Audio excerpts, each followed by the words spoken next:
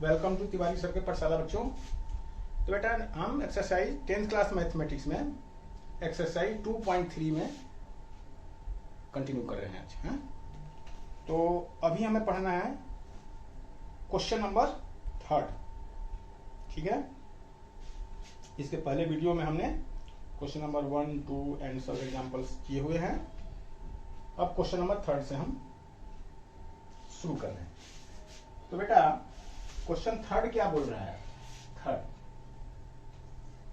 Third बोल रहा है बेटा कि ऑब्टेन ऑल जीरोज, लेट एक पोलिनोमियल दिया है, कोई भी पोलिनोमियल का नाम आप रख सकते हैं बेटा। यदि x में है, यदि वो पोलिनोमियल की को वेरिएबल x में है तो उसको px रख दीजिए, यदि वो y में है तो py रख दीजिए, यदि वो z में है तो pz रख, जो भी वेरिएबल होता है उसी को हम ये ब्रैकेट में दिखाते हैं। p फॉर पोलिनोमियल, आप f भी लिख सकते हैं, g भी लिख सकते हैं, आपकी मर्जी। बस वो क्या आपने किया उसको आप लेट लिख दो।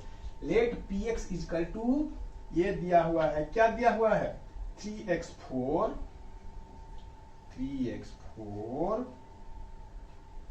Plus 6x cube plus 6x cube minus 2x square minus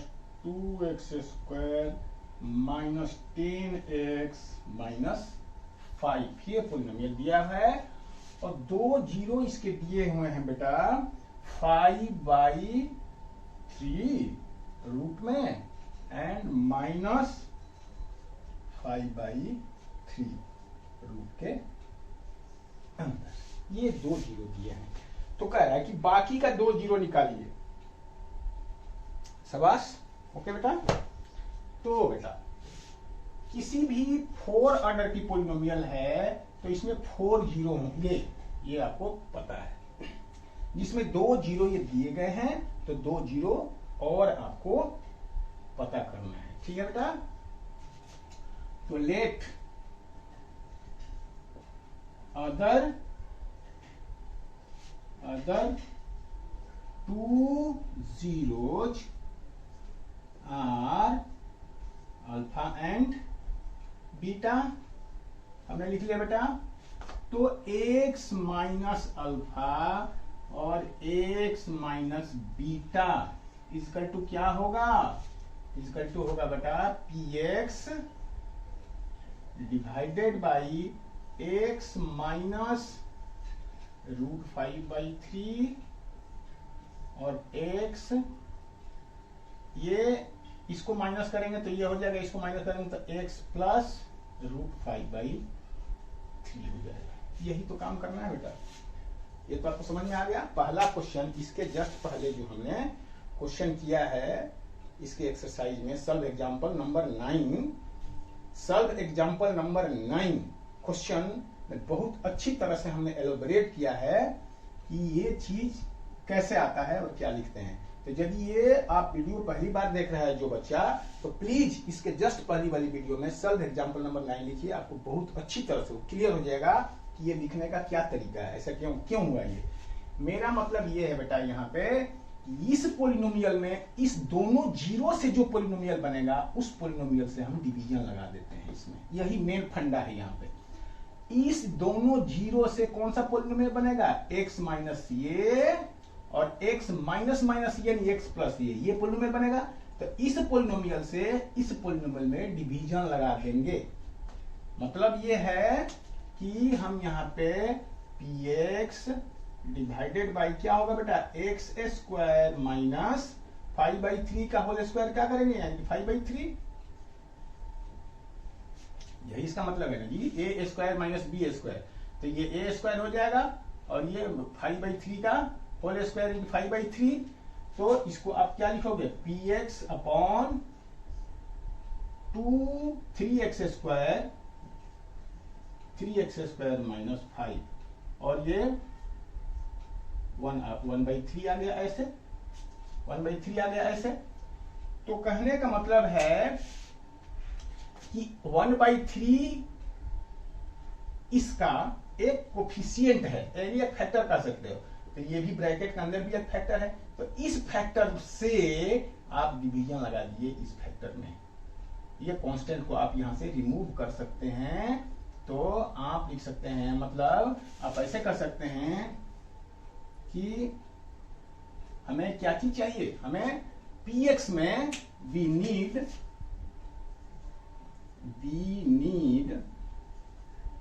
px upon 3x square minus 5। ठीक है जी, ये हमें चाहिए, ये हमें डिवीजन करना है। और इससे जो आंसर आएगा, यानी कि जो हमारा कोसेंट आएगा, उसको फिर हम क्या करेंगे, फैक्टराइज करेंगे, और बाकी उससे फैक्टराइज करने से हमारा रेस्ट का 2 जीरो मिल जाएगा। ये बात है यहाँ पे। तो चलिए हम क्या करते हैं, px में इस चीज से हम डिवीजन लगाते हैं। ये आपको क्लियर है कि देखो 1/3 ये कांस्टेंट है, तो कहने का मतलब है कि जो ये पोलिनोमियल बना, इस पोलिनोमियल में 1/3 भी एक फैक्टर है, ये भी एक 3 फैक्टर है। तो डेफिनेटली 1/3 से इससे आप डिवीजन लगाओगे, इसमें इससे आप डिवीजन लगाओगे तो ये कट जाएगा ना, क्योंकि 3x स्क्वायर माइनस 5 क्या है, इसका इससे जो पोलिनोमियल बनेगा उस पोलिनोमियल का फैक्टर है। तो 3x स्क्वायर माइनस 5 से ये चीज, जो मतलब 3x स्क्वायर माइनस 5 से ये चीज कट जानी चाहिए, यानी 3x square minus 5 will be A factor of this. ये है, हाँ आपको लिख भी सकते हैं, एक स्टेप लिख लीजिए तो अच्छी बात है। तो यानी आप ऐसे लिख सकते हैं, ऐसे लिख सकते हैं कि दिस इंप्लाइज दैट, इसका मतलब होता है बेटा इंप्लाइज दैट, यानी इसका निष्कर्ष निकला इससे। इससे अगला स्टेप ये हमें पता चला कि 3x square minus 5 is a factor of px। ये इसका मतलब चला बेटा, ये इसका मतलब हुआ। यानी हम अब इसमें इस चीज से डिवीजन लगाएंगे। ठीक है, अब मैं ऊपर का मिटा रहा हूं क्योंकि जगह मैं थोड़ा बड़ा बड़ा लिख रहा हूं तो जगह कम पड़ जा रही है, तो इतना आप नोट कर लीजिए। और हम इसको अब डायरेक्ट इसमें इस चीज से डिवीजन लगा रहा हूं। ठीक है, तो मेरे ख्याल से आप नोट कर लिए होंगे। तो इसको हम यहां से ऐसे कर दे रहा हूं। ओके, तो 3x स्क्वायर माइनस 5। तो अब हम क्या करेंगे बेटा, इसमें 3x स्क्वायर माइनस 5 से हमने डिवीजन लगाना है इसमें। ये बात है, एक बार चेक करूं कोई गलत तो नहीं लिख दिया मैं। तो 3x स्क्वायर माइनस 5 ही था ना, हाँ बिल्कुल सही है। ओके ठीक है, 3x 4 plus 6x cube minus 2x square minus 10x। Very good. तो चलिए बेटा डिवीजन लगाइए, डिवीजन तो आप लोगों को आता है। तो चलिए पहला आपको हमें इससे इसके बराबर करना है। तो 3 सही है, कोफिशिएंट सही है, कोई कोफिशिएंट मल्टीप्लाई करने की जरूरत नहीं है। ये x स्क्वायर है लेकिन हमें x का 4 चाहिए, तो हमें x स्क्वायर से इसमें हम मल्टीप्लाई करेंगे। तो ये x स्क्वायर टाइम्स में गया। तो चलिए 3x का 4 माइनस 5x। अच्छा हाँ, एक चीज और बेटा, गलत हो गया, गलत नहीं हो गया, मैं भूल गया। देखो यहाँ x का पावर 2 है, x का पावर 1 वाला तो नहीं है टर्म ना, तो बेटा x का पावर 1 वाला टर्म इसमें इंट्रोड्यूस कर दो। यानी इस चीज को हम क्या लिखेंगे, इसको लिखेंगे 3x square plus 0x minus 5। ऐसे करके इसको हम यहां लिखेंगे। पहले हम ऐसे लिखेंगे, क्या लिखेंगे, 3x square plus 0x minus 5, ये लिखेंगे हम इसको। और यहाँ तो सभी 4 3 2 1 ये सब सही है। अब x स्क्वायर से डिवीजन लगाएंगे आप, तो चलिए लगाइए। तो x स्क्वायर से डिवीजन लगाएंगे तो 3x square plus 0x square और minus 5x square minus 0x cube हो जाएगा, यहाँ पर क्यूब ये 0x क्यूब और minus 5x square minus 5x square. ऐसे हो गया, साइन बदलिए, ये और ये तो कट गया आपका, और ये तो मीनिंगलेस है। 6x क्यूब, और ये कितना आ जाएगा बेटा, ये हो जाएगा 3x square -10x minus 5। Done जी। चलिए आगे क्या करेंगे बेटा, आगे हम करेंगे, अब यहां पर हमें 6 चाहिए, 6 करना है तो 2 से मल्टीप्लाई करेंगे तो 2 3 6 और x क्यू चाहिए, यानी x से हम मल्टीप्लाई करेंगे, यानी प्लस 2x से हम मल्टीप्लाई करेंगे तो क्या बनेगा 6x cube plus 0x square plus 0x square और माइनस 10x। चलिए चेंज करिए साइन, तो ये कट गया, ये कितना होगा 3x स्क्वायर और ये कितना हो जाएगा, ये 10x और ये 10x कट गया और ये हो जाएगा -5। अब देखिए ये तो हम टाइम बिंग के लिए हमने कर दिया था, अब यहां जरूरत नहीं है क्योंकि ये 3x स्क्वायर माइनस 5 भी है, 3x स्क्वायर माइनस 5 भी है, तो +1 टाइम में ये चला गया, तो +1 टाइम में चला गया तो क्या बनेगा, बात तो वही बनेगी 3x स्क्वायर माइनस 5। तो ये बेटा कट गया, तो आपका ये आ गया क्या फैक्टर। अब इसको हम फैक्टर करना है, ये उसका एक फैक्टर, तो हम लिख सकते हैं कि हम इससे बाकी के 2 जीरो हमारे निकलेंगे, इससे हमारे बाकी के 2 जीरो निकलेंगे, यानी हम लिखेंगे x square plus 2x plus 1 is equal to 0। तो हम क्या करेंगे इसको, x square plus x plus 1 is equal to 0, तो x कॉमन ले लो, x प्लस 1 और x प्लस 1, तो x प्लस 1 और x plus 1 is equal to 0, तो x इज इक्वल टू क्या हो गया -1 तो इस तरह से -1 और -1 इसके 2 और 0 बने, तो इस तरह से अदर 2 zeros आर -1 एंड -1। एक बार आंसर चेक कर लें, आंसर चेक कर लेते हैं, बिल्कुल सही है जी। तो बेटा इस तरह से हमारा मतलब ये है, फिर से मैं आपको बता रहा हूं कि जो 2 जीरो दिए गए हैं उनसे पहले पॉलिनोमियल बनाइए। कैसे, x माइनस पहला जीरो इंटू दूसरे ब्रैकेट में x माइनस दूसरा जीरो, 2 जीरो जो दिया हुआ है तो x माइनस पहला जीरो यानी a है और x माइनस दूसरा जीरो, मान लो कि ये b है, a और b, तो इससे पहले आप मल्टीप्लाई करके एक पॉलिनोमियल बनाइए, उस पॉलिनोमियल से दिए हुए पॉलिनोमियल में डिवीजन लगाइए और डेफिनेटली वो डिवीजन कट जाना चाहिए, और जो आंसर आएगा यहां जो कोसेंट आएगा उस कोसेंट से फिर हमें बाकी का 2 जीरो मिलेगा। दिमाग में रट लीजिए इसको। कैसे, इसको फैक्टराइजेशन करेंगे इक्वल टू 0 रख के, और यहां से जैसे ये किया हमने फैक्टराइजेशन किया मिडिल टर्म स्प्लिट और बाकी का 2 जीरो यहां से मिल गया, तो बस इतनी सी बात है ना। तो मैं मिटा दूं, तो इसलिए लिख सकते हैं hence other 2 zero are, hence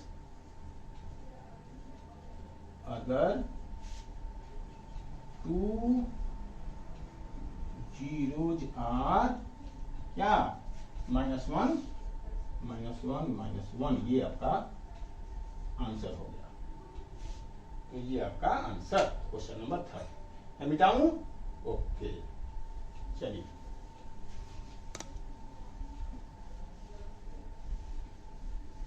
अब क्वेश्चन नंबर 4 क्या कह रहा है, क्वेश्चन नंबर 4 देखते हैं। क्वेश्चन नंबर 4 क्या कह रहा है बेटा, क्वेश्चन नंबर 4 कह रहा है कि on dividing this by polynomial gx। अब देखो एक पॉलिनोमियल दिया हुआ है क्या, x cube minus 3x square, x cube minus 3x square plus x plus 2।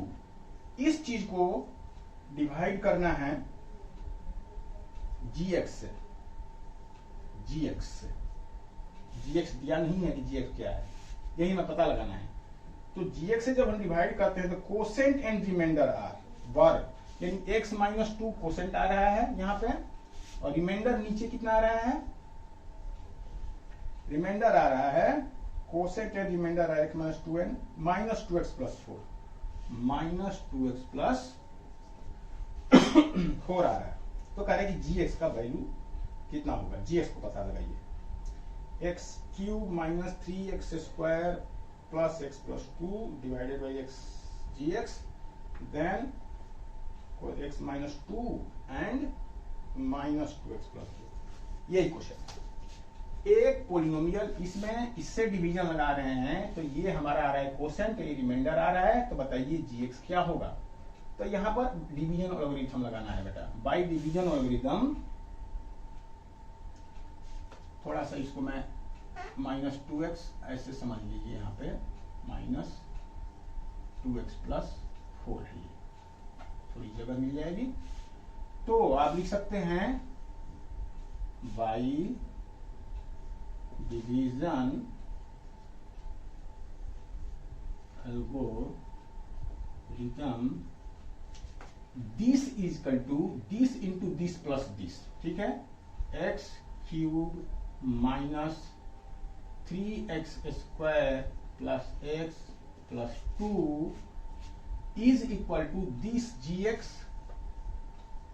Into x minus 2 this into this plus minus 2x plus 4, या 4 माइनस 2x भी लिख सकते हैं, ऐसे करके 4 माइनस 2x भी ऐसे लिख सकते हैं, ठीक है। माइनस पहले नहीं लिखेंगे तो माइनस लिखने से फिर ब्रैकेट लगाना पड़ेगा हमें, तो 4 माइनस 2x भी इसको हम लिख सकते हैं। अब यहां से gx क्या होगा, पहले आप 4 माइनस 2x को इधर लेके सब्ट्रैक्ट करना पड़ेगा। चलिए सॉल्व करिए, हमें gx चाहिए, gx तो gx कैसे आएगा बेटा, पहले ये प्रोडक्ट वाला ये चीज तो पहले ऐसे ही रहेगा, ये पहले आप इसको इधर ले आइए, यानी x cube minus 3x square plus x plus 2 minus 4 plus 2x और is equal to gx into x minus 2, और x माइनस 2 जब यहां से हटा देते हैं हम, तो ये नीचे आके यहाँ पे डिवीजन हो जाएगा x माइनस 2, तो gx की वैल्यू इस तरह से निकल गई। तो इस तरह से हम सॉल्व कर लेंगे क्या, चलिए x क्यूब, तो x क्यूब ही रहेगा, 3x स्क्वायर है तो माइनस 3x स्क्वायर ही रहेगा, x वाले दो टर्म हैं, एक ये और एक ये, तो कितना हो जाएगा प्लस 3x हो जाएगा, प्लस 3x और ये कितना हो जाएगा माइनस 2, ठीक है, x cube minus 3x square plus 3x और माइनस 2 और divided by x minus 2 equal to gx।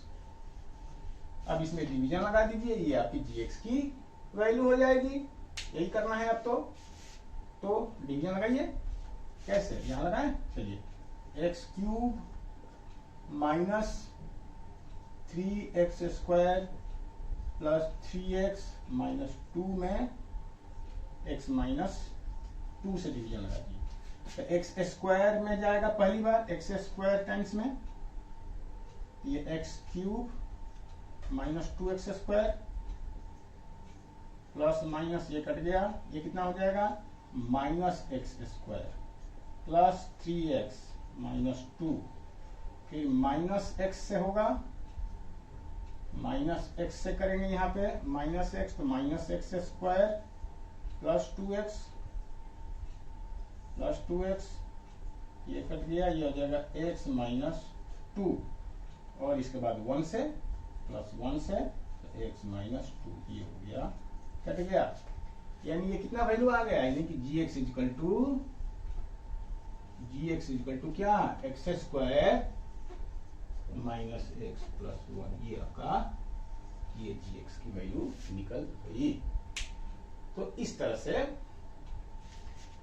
ये डिवीजन करके, अब ये डिवीजन आपको यही पे करना है, साथ साथ नहीं करना है, ये नहीं कि आप रफ में कर देंगे, तो रफ में करने से फिर गड़बड़ हो जाएगी, आपको सामने ही करना है और फिर इसका आंसर लिख देना कि this is your answer.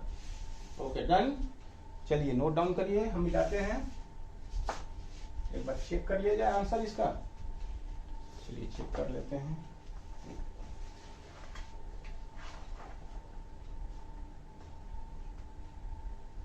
X square minus x plus 1, very good, okay okay, चलिए सही है answer.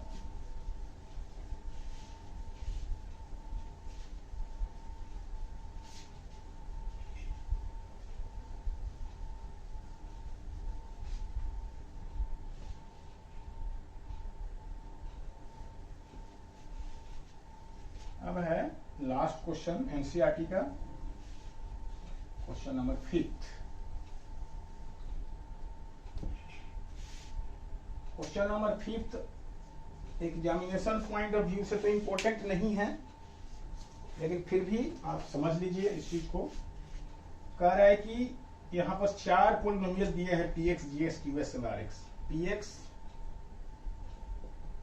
gx, qx and rx। As usual इनका मीनिंग है, px मतलब डिविडेंड, ये px ये है, gx ये है, और qx ये है, और rx ये है। ठीक है, gx जी का डिवाइजर है, px जो है वो डिविडेंड है, qx जो है वो कोसेंट है, q for quotient, r for remainder, rx क्या है, रिमाइंडर है, px फॉर पॉलिनोमियल। इस तरह से आपको याद रखना है। गिवन पॉलिनोमियल px है, कोसेंट gx है, रिमाइंडर gx है, और डिवाइडर जो है वो gx है। तो इस तरह से इनका जो है नॉर्मल मीनिंग है। ये 4 पॉलिनोमियल आपको दिए गए हैं। तो कह रहा है क्वेश्चन कि given example of polynomial this give example of polynomial px, gx, qs and rx which satisfy the division algorithm and पहला है डिवीजन एल्गोरिथम सेटिस्फाई होना चाहिए, और पहला है इसका कि degree of px should be equal two degree of qx। ये px और qs का डिग्री सेम होना चाहिए। तो बेटा px मतलब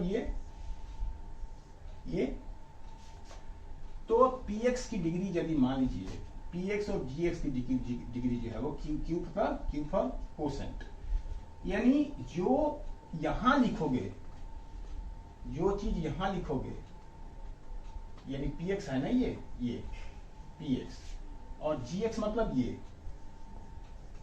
ये तो px और gx ये होना चाहिए। तो यही दोनों कंडीशन कि इस दोनों की डिग्री, एक ऐसा पॉलिनोमियल लिखिए px, gx, qs और rx, चारों लिखने हैं, ये चारों लिखने हैं, ये ऐसा लिखना है। लेकिन यहाँ पर जिनमें डिवीजन एल्गोरिथम लगे और ये कंडीशन सेटिस्फाई हो, ये px और डिग्री। तो देखिए यहाँ px की यदि कुछ भी आप मान लेते हैं कि ऐसा क्या लिखोगे कि यहाँ और यहाँ दोनों डिग्री सेम है, तो मान लीजिए यहां हम लिख लेते हैं 2x square plus 2x square plus 4x और प्लस 8, और इसमें मैं 4 से डिवीजन लगा दूं, 4 से इसमें डिवीजन लगा दूं, तो 2 से डिवीजन लगा दूं, 2 से, क्योंकि 4 से लगाएंगे तो फिर गड़बड़ हो जाएगी, फ्रैक्शन आ जाएगा। तो ये तो यदि हम इसमें डिवीजन लगा दें इसमें, तो देखो 2 से डिवीजन लगा होता है x स्क्वायर प्लस, यहाँ 2 से लगा हुआ है तो ये 2 कट जाएगा, यहाँ 2 2 हो जाएगा, यहाँ 4 हो जाएगा। 2 से डिवीजन लगाने का मतलब क्या है कि ये 2 को कॉमन लेके हम x square plus 2x plus 4 लिख देंगे, इसको लिख सकते हैं ऐसे। और 2 से डिवीजन लगाने का मतलब कि 2 हो गया, तो ये तो कट गया, तो यहाँ क्या आएगा, यहाँ पर आ गया आपका x square plus 2x plus 4, याद है ना।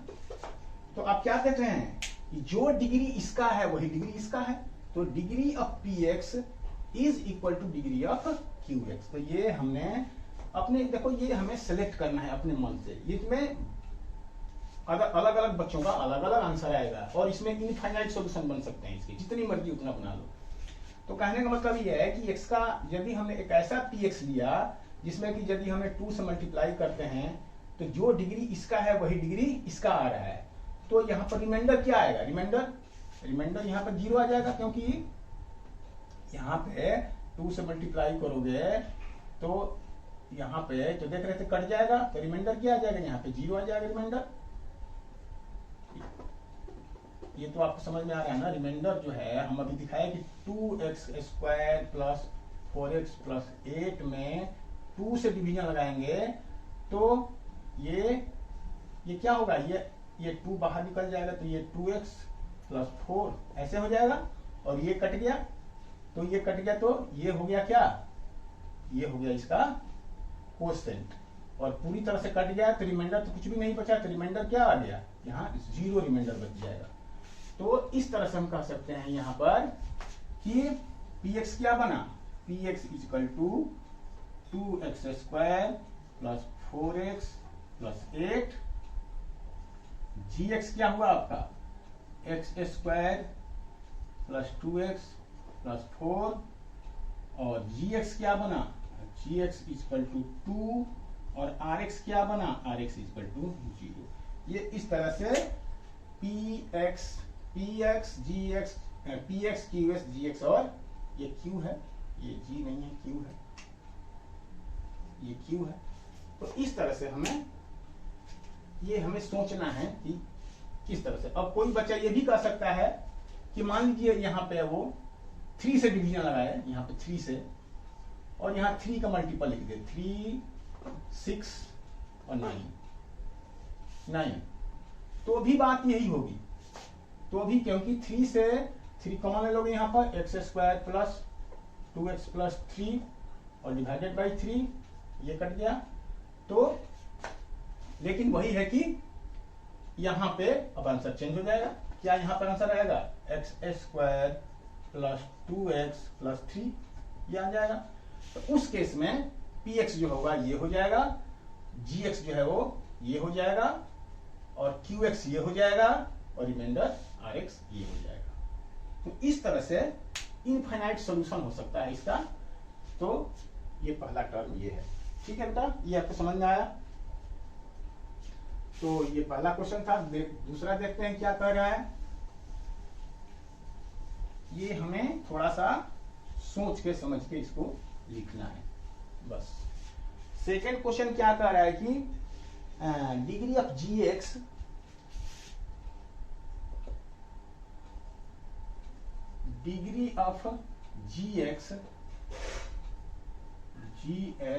is equal to degree of gx is equal to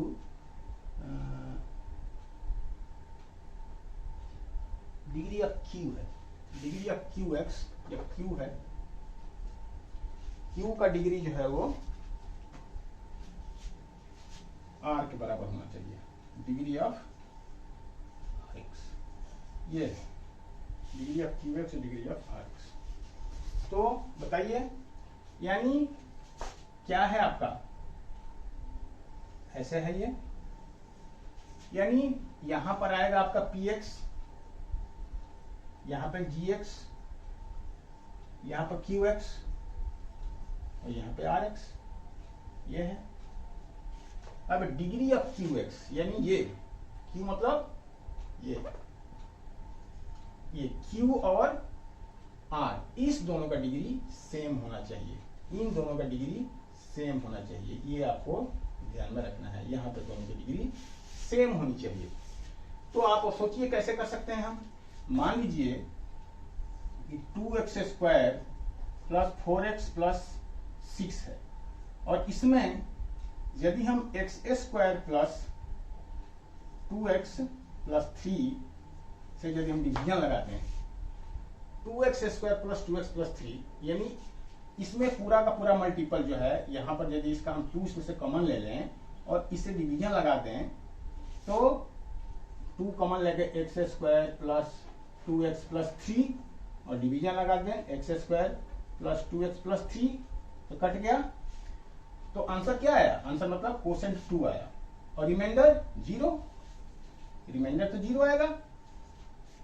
ये तो आपको समझ में आ रहा है ना। जब इससे आप डिवीजन लगाओगे इसमें, तो बेटा डिवीजन लगाने के लिए कोई जरूरी नहीं है कि वैसे, ये तो सिंपल है।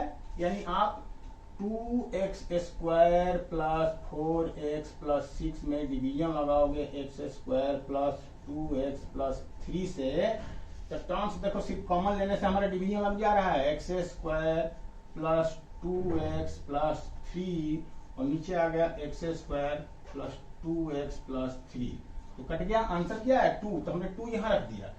तो अब यहाँ रिमाइंडर तो कुछ बचेगा नहीं क्योंकि फैक्टर्स कट गए पूरा पूरा, तो रिमाइंडर हमारा क्या आएगा 0 आएगा रिमाइंडर। तो ऐसा हमने करने से आप देख ये कितने डिग्री का पॉलिनोमियल है ये जी, लेकिन हमारा ये क्वेश्चन ये ठीक है। चलो अब देखो ये कितने डिग्री का पॉलिनोमियल है, ये 0 डिग्री का पॉलिनोमियल है क्योंकि all the constant term 0 degree के पॉलिनोमियल होते हैं। यानी इसको आप लिख सकते हो ऐसे, इसको ऐसे, लेकिन 0 है तो 0 भी कितने डिग्री का पॉलिनोमियल है, इसका डिग्री डिफाइन ही नहीं है बेटा। तो हमारा ये क्वेश्चन गलत हो गया, हमारा ये क्वेश्चन गलत हो गया। यानी यहाँ 0 नहीं होके यदि कोई दूसरा कांस्टेंट होता ना यहाँ पे, तो हम कहते कि ये भी 0 डिग्री का है और ये भी 0 डिग्री, लेकिन 0 आ गया तो इसलिए 0 को 0 डिग्री का हम पॉलिनोमियल नहीं कर सकते हैं, ये ध्यान रखना है आप। तो बेटा इसके लिए आपको करना पड़ेगा क्या कि इसके लिए मान लीजिए कि एक पॉलिनोमियल ये है, एक पॉलिनोमियल ये है, तो यहाँ पर हम 3 हटा देते हैं, यहाँ से 3। अब बताओ कि 3 हटा के अब हम कर रहे हैं तो क्या हो जाएगा, 2 से करेंगे तो 2x स्क्वायर प्लस कितना 2x स्क्वायर प्लस 4x। अब ये कट गया और नीचे आ गया 6। अब डिवीजन तो नहीं लगेगा, तो अब हमारा काम बन गया। यानी ये भी कांस्टेंट ये भी कांस्टेंट, तो ये भी 0 डिग्री का पॉलिनोमियल हो गया, ये भी 0 डिग्री का पॉलिनोमियल हो गया, तो दोनों का डिग्री बराबर हो गया, दोनों का डिग्री बराबर हो गया। तो इस तरह से आप इनफाइनाइट नंबर ले सकते हैं। तो यहां पर क्या लिखेंगे आप, यहाँ पे यानी यहां पर आपने लिखा px, तो px क्या लिखोगे यहाँ पर, px इक्वल टू लिखा 2x square plus 4x plus 6। फिर ये है gx क्या है आपका, gx equal to x square plus 2x, x square plus 2x, x square plus 2x, px बना x square plus 2x, gx क्या बना, चलो qx क्या बना 2, और rx क्या बना, rx बना 6। तो इस तरह से आप इसको लिख सकते हैं। अब देखो बेटा ऐसा नहीं है, कोई यहाँ पर इसका बहुत सारे और भी एग्जाम्पल हो सकते थे। यहाँ पर 6 की जगह मान लो हम यहाँ 8 लिख दें, 8 लिख दें, सब कुछ सेम है, 6 की जगह 8 लिख दें, तो यहाँ रिमाइंडर 8 बच जाएगा। अब 8 बन गया तो बात वही है, अभी हमारे इसका दोनों का सेम रखना है। तो यहाँ px ये हो गया, px ये हो गया, और gx ये हो गया, और qx ये हो गया, और rx ये दूसरा हो गया आंसर। कोई बच्चा ऐसे कर सकता है, या ये भी चेंज हो सकता है, बच्चा हजारों, यहाँ पर 10 लिख दो, यहाँ पर 10, यहाँ पर 10, तो नीचे 10 आएगा। हम तो सिर्फ कांस्टेंट बदल के ही दूसरे पॉलिनोमियल बना सकते हैं। तो इस तरह से आप देख रहे हैं कि जितनी मर्जी उतना यहाँ पे पॉलिनोमियल लिख सकते हैं। 2 एक पॉसिबल नहीं है, यहाँ पर इनफाइनाइट पॉसिबल है। हर बच्चे का अपना अलग अलग आंसर आएगा। आप चाहे इसको भी बदल सकते हैं, इसको भी बदल सकते हैं। मान लीजिए कि हमने ले लिया यहाँ पर x cube plus 2x square, या बड़ा लेने की कोई जरूरत नहीं है, छोटा ही लो आप एक्स। और मान लो कि यहाँ पर हम लेते हैं कि 3x square plus 4x plus 7, और ये हमारा कट जाना चाहिए, तभी तो ये रिमाइंडर हमारा ये नीचे आएगा। तो कैसे ये कटेगा, ये एक्स स्क्वायर प्लस 2x यदि ले लें तो अब इसमें मल्टीप्लाई करेंगे तो हमें इतना आ जाना चाहिए।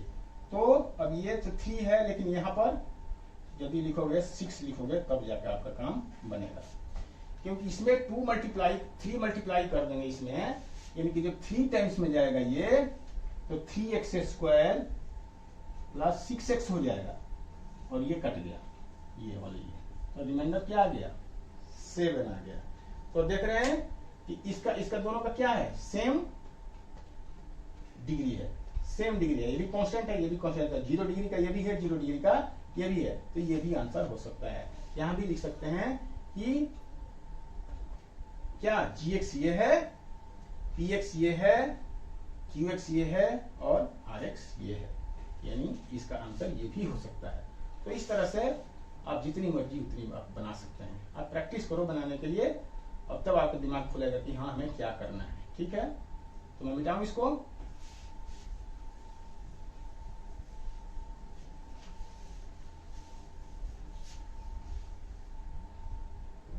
अब फोर्थ क्वेश्चन, इसका थर्ड क्वेश्चन क्या कह रहा है? थर्ड क्वेश्चन कह रहा है कि सिर्फ डिग्री ऑफ आर एक्स जो है वो 0 होना चाहिए। डिग्री ऑफ आर एक्स वो है 0, यानी ये तो आपका बना पी एक्स, ये आपका है जी एक्स, ये है आपका क्यू एक्स और नीचे है आर एक्स। तो आर एक्स 0 का मतलब क्या? कांस्टेंट, नीचे कांस्टेंट होना चाहिए, नीचे सिर्फ कांस्टेंट आ जाना चाहिए, यही है। तो ये बहुत सारे हो सकते हैं। मान लीजिए कि पी एक्स को हम ले देते हैं 2x square plus 3x plus 4, और यहां भी हम लिख देते हैं 2x स्क्वायर प्लस 3x, सिर्फ इतना।